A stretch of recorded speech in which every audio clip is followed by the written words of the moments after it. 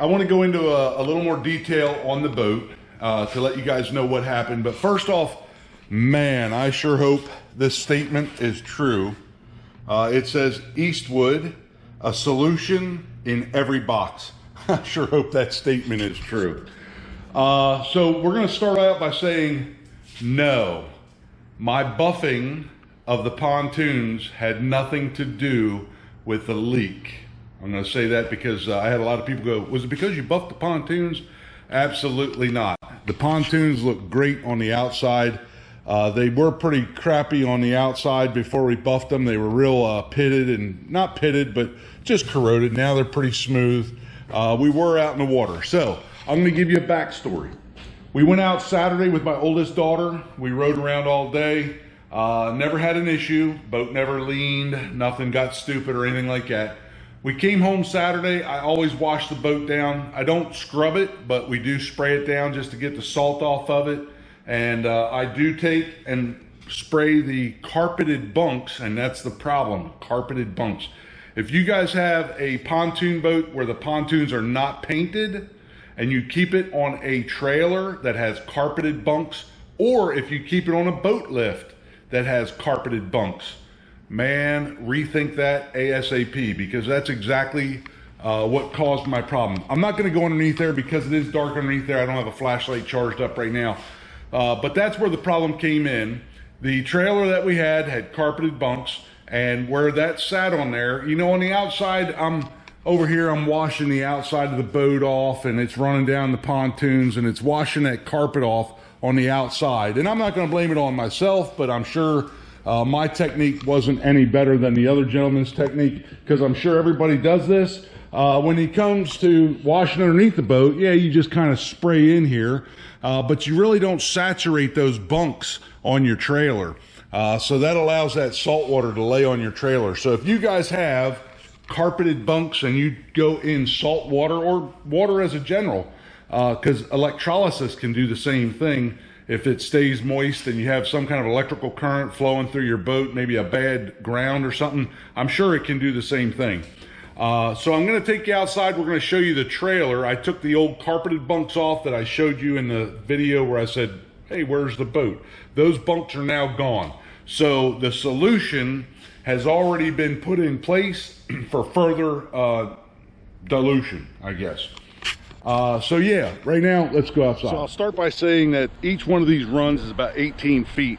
And we went down to our local marina and marine store, and they wanted almost $600 for the plastic covers that go over it. And that's what we had on our old boat trailer. But what I opted to do is, as you can see, it is salt treat 2x4s. And we went to Lowe's and picked up a 4 foot by 8 foot sheet of PVC. And this stuff is 3/8 thick. I don't know if you can see that real well. So then I countersunk them and used stainless steel screws every 1 foot. This stuff is pretty solid. The only thing that I did find is if you score it with a razor knife or something, it will snap with no problem. But if you don't score it, you can almost bend this into a circle. So we already have the solution. You know, this was the carpet that was on the trailer, and you can see this needs to be redone as well, but I wasn't real concerned with that. I was more concerned with this at this time. But yeah, we just kind of sanded all the corners around, and but yeah, that's 80 foot total, because that's 20, 40, 60, 80 feet of stuff that you got to buy total. Like I say, the plastic covers would have been about $600. We have about $170 in new 2x4s and the 4x8 sheet of PVC, 3/8 thick. So that worked out real good. So the solution is already in place. We should not have any more problems with the the corrosion, and I am going to take my time and wash this down a little better every time. So let's go back inside and we'll take a look at how we are going to resolve the issue on the boat. Here we go. All right, now we'll discuss what is in this box. So my wife went to work on Tuesday, and she was telling all of her coworkers about, yeah, we're out of the water until the pontoon boat gets fixed. We have a hole in the pontoon. And you know, the one girl that works there, she said, well, my boyfriend works for a fabrication company, and I was aware of that, but I didn't know that he had any experience with aluminum. He just did get done building a rocket engine stand for a company that is gonna, I guess, compete with SpaceX and everything else. So I didn't realize that he messed with aluminum. She went home, told him about it. He came over here. His name is Lee. Hopefully he won't mind being on the YouTube channel, and we can put him on there, maybe doing some TIGging and getting that thing fixed up. But he came over, he suggested that we TIG a patch over top of that, clean it out real good, TIG a patch over it. And then he said for the rest of the stuff that's underneath there, this would be the best option. So with that, we'll go ahead and open this box up. And he claims that this would be the best option for us. So I am going to take his word on that. Thank you, Eastwood, for getting this stuff out ASAP. This stuff is called, we'll use the undented, all metal aluminum filled automotive compound. It is waterproof. He did some research. I did some research and everything before we bought this stuff. And I'm not sure if it is a two-part. I thought it was. Oh, yep, there's the hardener for it. They had to package that separate, I guess. So yeah, we have the hardener, and then we have the aluminum compound, filler compound. So yeah, all metal. That's what we're going to use on all of the other corrosion. Get it all cleaned up with the wire wheel, slap that over top of it, and spackle her down, sand her up, send her on the way, put something on it, maybe hopefully to protect it, and we'll go from there, see how it works out. All right, guys, so in summary, Lee is coming over either Saturday evening or Sunday morning to do just that, and hopefully we'll be back in the water by next weekend. Not sure if Lee is going to be comfortable with being on my YouTube channel, so you know, I don't know that I'm going to get the work being performed there or not. Hopefully I can do a little filming just to show you guys what we're doing, what we did, and how we did it. And, you know, if you don't see any new videos in the next month, we're at the bottom of the bay. Let's go.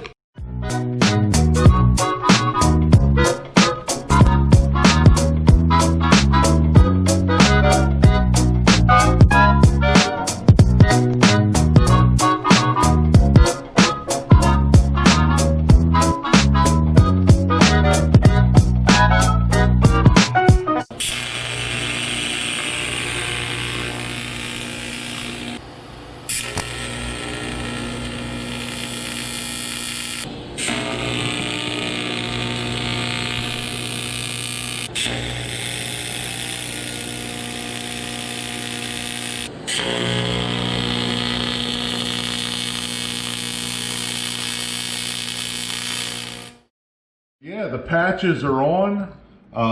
You know, I did show a little bit of Lee welding or TIGging. And now what we're going to do, and not only did he put a patch on that side, he put a patch on this side as well.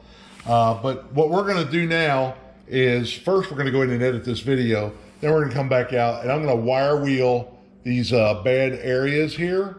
I'm going to spray it with some acid. And then wherever it's pitted, let's see if I can keep my shadow out of it. Wherever it's pitted, I'm going to take that all metal and fill that in. And then Lee informed me of a product, I believe it's sold from California. Can't believe that everything causes cancer in California, but everything comes from California. It's actually like a stainless steel spray paint. And he said that he would spray that on there just to give me an extra layer of protection to prevent against corrosion. We did remedy the problem with the trailer. Hopefully it won't hold moisture anymore and this will no longer be an issue. But I just want to make sure that for years to come we can enjoy this boat without worrying about sinking to the bottom of the bay. Wish us luck. Here we go.